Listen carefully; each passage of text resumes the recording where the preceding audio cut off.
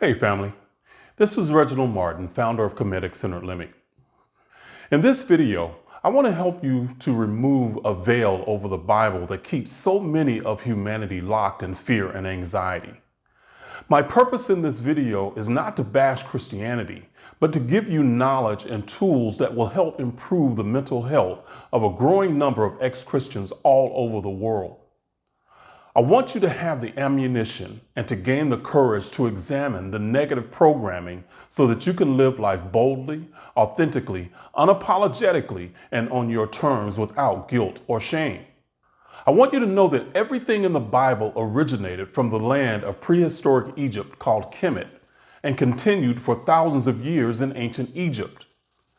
In this video, I'm going to expose the origins of the birth of Jesus and the nativity scene and esoterically connect back to the pure and empowering teachings of the ancient Egyptian netters of Ra, Horus, Osiris, and Maat.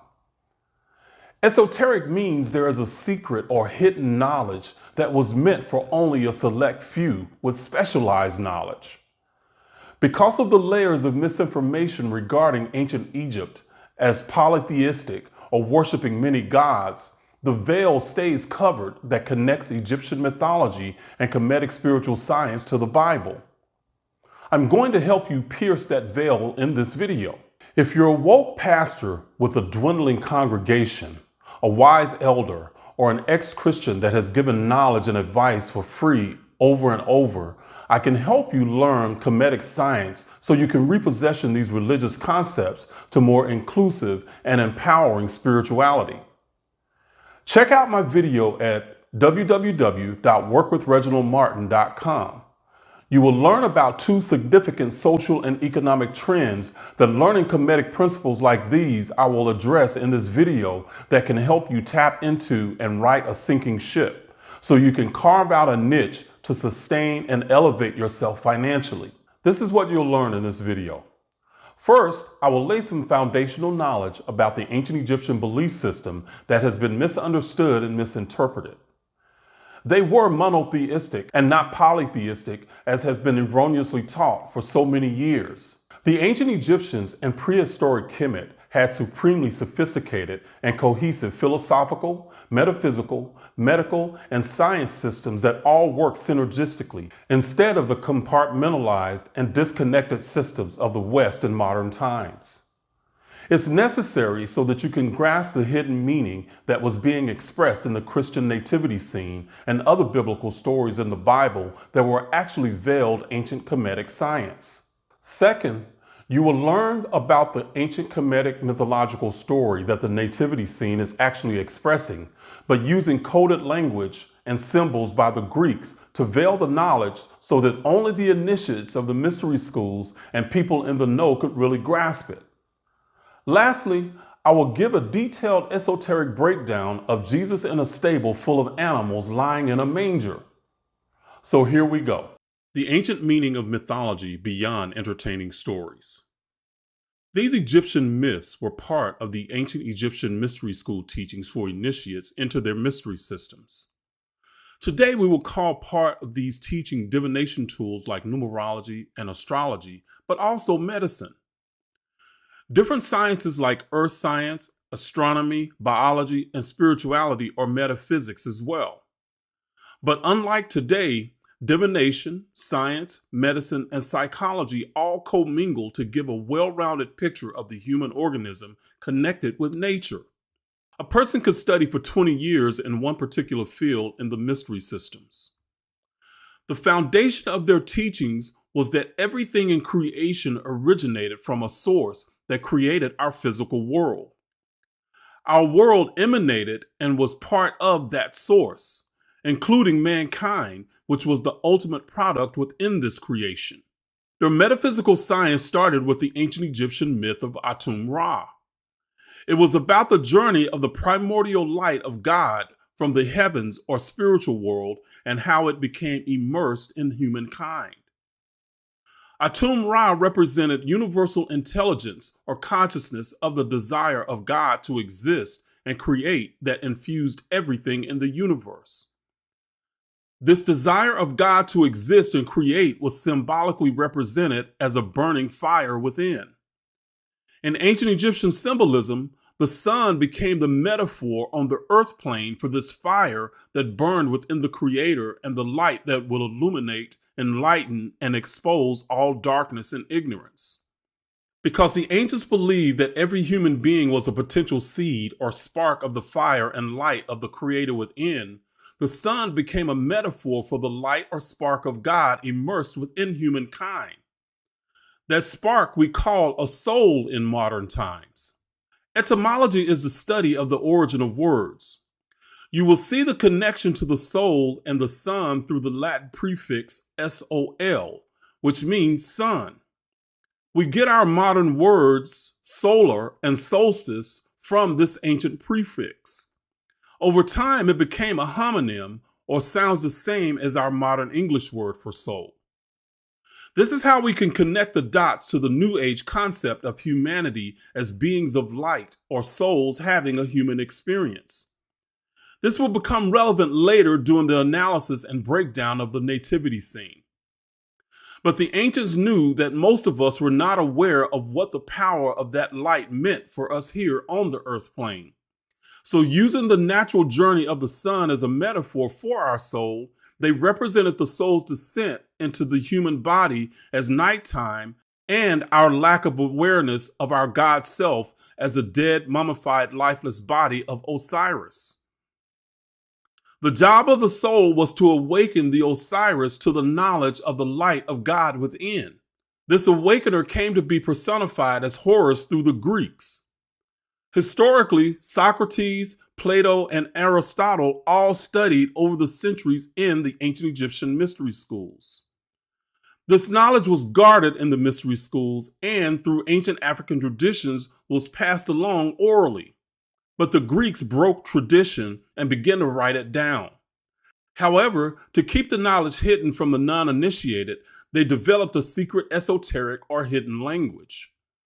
That meant that those who didn't have the keys to the language could read the stories and never understand the mystery school teachings underneath the stories. This was alluded to in the Bible in Mark 4, verses 11 and 12. This is a very brief backdrop of what became the four Gospels in the Bible. They were the teachings of the mystery schools for those with the keys to unlock the hidden knowledge within the text. The nativity scene in the Bible is one of these stories with very complex and intricate metaphysical science knowledge written in an esoteric or hidden symbolic and linguistic code. But many of the Christian fathers never knew these keys to the esoteric language. It's obvious that some of the keys they had, but the deeper knowledge remained historical for them. In Kemet, the mythological figure of light and the awakener of the dead and lifeless Osiris was known as Yeusa. Yeusa became the English name Jesus that we know in the Bible as the Son of God.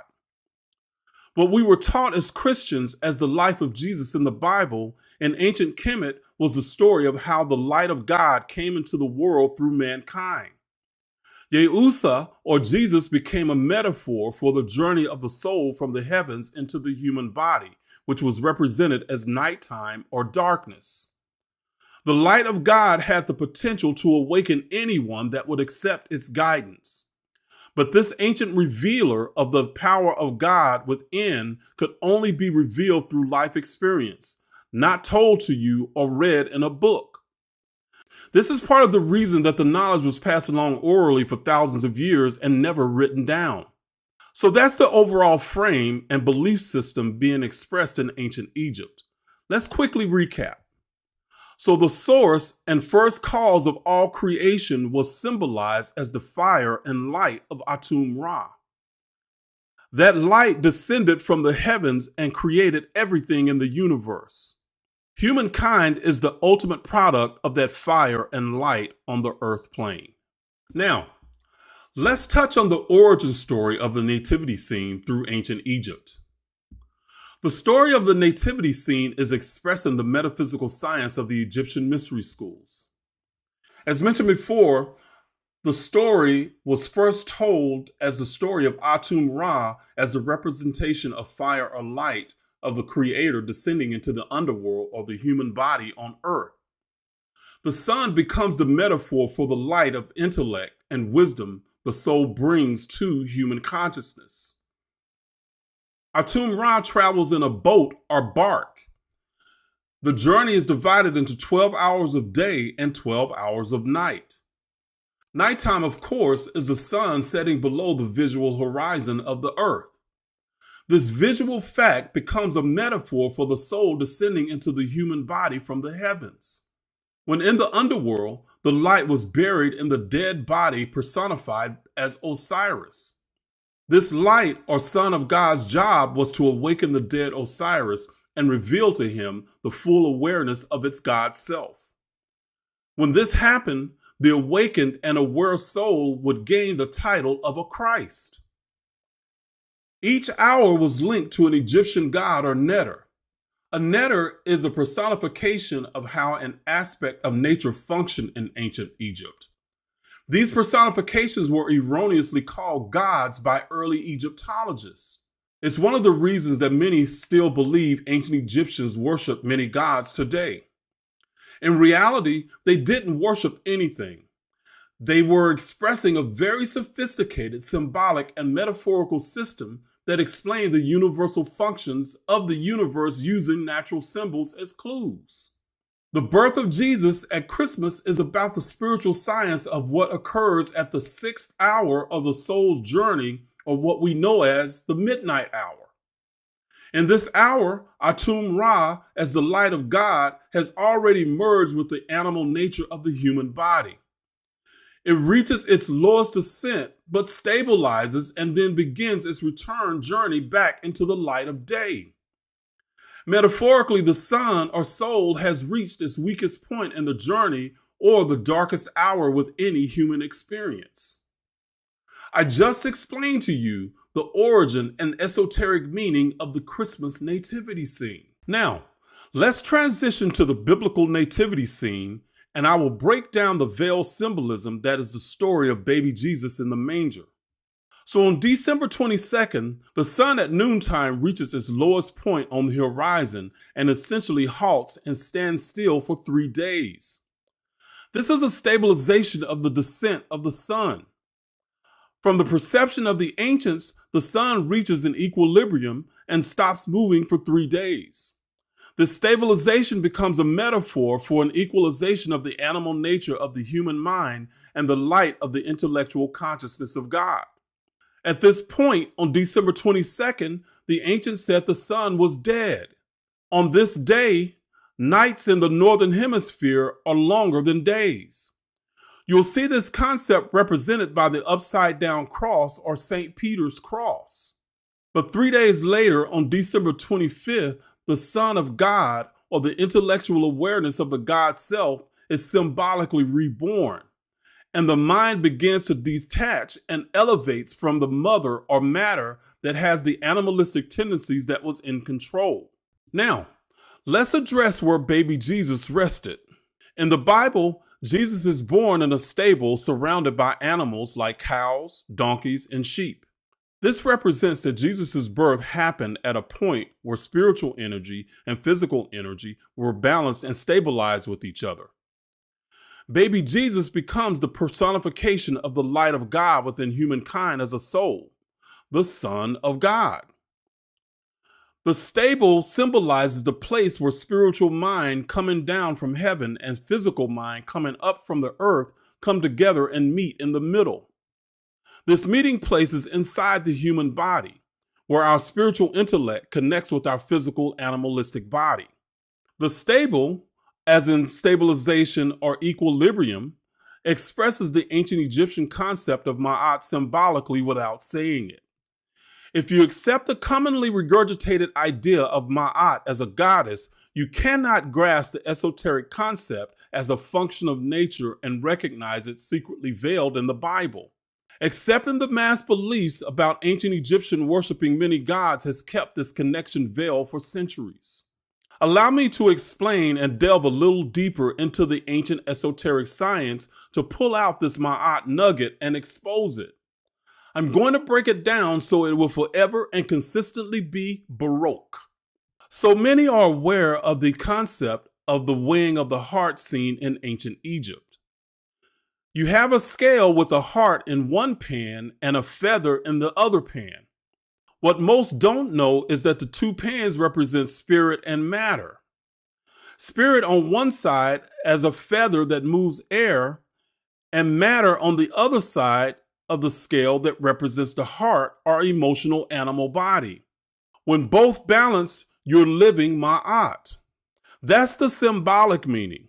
Let me take this to another level through etymology, or the study of the origin of words. Taking the veil off of Ma'at in the Bible. I hear many regurgitate the definitions of Ma'at. Ask just about any so-called conscious person what Ma'at represents, and you will hear balance, justice, truth, and reciprocity. They know the words, but it has no meaning to inform the life they are living. I want to change that today and help you understand the science beyond regurgitating and parroting what you hear. Let's take one word commonly associated with Ma'at and the scales, the word justice. I'm about to connect the nativity scene and its deeper Kemetic science meaning to Ma'at. I've explained in previous videos that one of the ancient names for primordial light was Yeusa. Yeusa is actually a combination of two ancient Egyptian terms, Yehu and the Sa. Yehu means God. Sa means heir or prince. Hence, Yeusa meaning son of God. The letters I and J are exchanged in Latin. An example is I and U become J in U, in which the Romans added the word pater or father. Jupater became Jupiter or God the Father. Etymologically, there is an even deeper Kemetic connection here, but I want to keep this as streamlined as possible and not overload you. But hold on to the JU in your mind for the next step to connect the concept of Ma'at to the nativity scene. While you're doing that, I'm going to break down another ancient word for you. Let's look at the Latin word for sun, which is S-O-L or soul. It becomes a prefix in English. From soul, we have our English word solar, as in solar system, meaning sun system. It's also a homonym for our idea of S-O-U-L or soul. Both can mean fire or light of God, as stated earlier in the video. But we also use the prefix soul for the English word solstice. The suffix stis means to halt or stand still. Remember what the sun did on December 22nd? It halted or stood still for 3 days. December 22nd also marks the winter what? The winter solstice. Now, I'm getting ready to make an interesting connection to a commonly used definition of Ma'at. Let's add the prefix ju to the suffix stis, which means to halt, stand still, or balance, and we get the word justice that is connected to Ma'at. So Jupiter or the sun stands still at the winter solstice and is stable or balanced. Justice and solstice have a deeper hidden symbolic and etymological connection to Ma'at.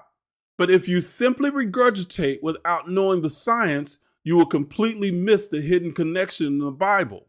The initiates would get it. Now, back to our regularly scheduled lesson.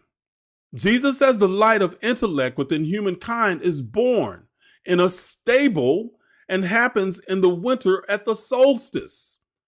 Catch the play on words of stable as in stabilization? The same concept is stated in a couple of different ways that connect the Egyptian concept of Ma'at here. It represents the merging of animal mind and matter and the consciousness or intellect of the spirit. The God intellect or light is at its lowest point and merged with the human animal instinct in a balance or stasis that is in the human body. The sun is reborn and begins its journey back into the light of day on December 25th. Through life experience and gaining more wisdom, it will ascend to the awareness of the power of the God self within and then resurrect as a Christ at the equinox of March 21st, which is celebrated at Easter. This time is marked by the Greek cross that looks like a plus sign. Now, let's quickly break down the esoteric meaning of the manger. The manger is where the animals eat, right? It represents how the enlightenment personified as Jesus is like the spiritual food for the soul to take in and digest. The place of birth is called Bethlehem. In ancient Hebrew, the prefix Beth means house, and the suffix Lahem means bread. So Bethlehem means house of bread. Is Jesus not mentioned as the bread of life in the Bible? John 6:35 says, I am the bread of life. Whoever comes to me will never go hungry. Just like we eat physical food to nourish our bodies and help our physical growth, we need to absorb the divine spiritual nature of wisdom to nourish our souls and grow spiritually. The animals coming to eat from the manger represents how people who are more focused on physical, animal-like desires need to take in the spiritual wisdom of the light of consciousness to balance their development or live life through the principle of Maat. What I've expressed in this video is a very small part or piece to the puzzle of the Kemetic science. The way I teach it will allow you to connect the other puzzle pieces so you can get a full picture. As you study these ideas, you will find links from one piece to the other. It's designed that way to make the knowledge discoverable through your own insight and intuition. If something doesn't fit etymologically, numerologically, symbolically, metaphorically, mythologically, astrologically, psychologically, and through earth science, then it's most likely incorrect. These ideas were divine or universal because they fit from the smallest atom to the biggest star. Be aware of those that take one part and make up concepts that might sound good individually, but become nonsensical when you try to fit them into the larger puzzle. As Christians, we are asked to have faith and belief in the resurrection. In reality, the true Kemetic science has more relevant meaning today than what was worshipped in religion.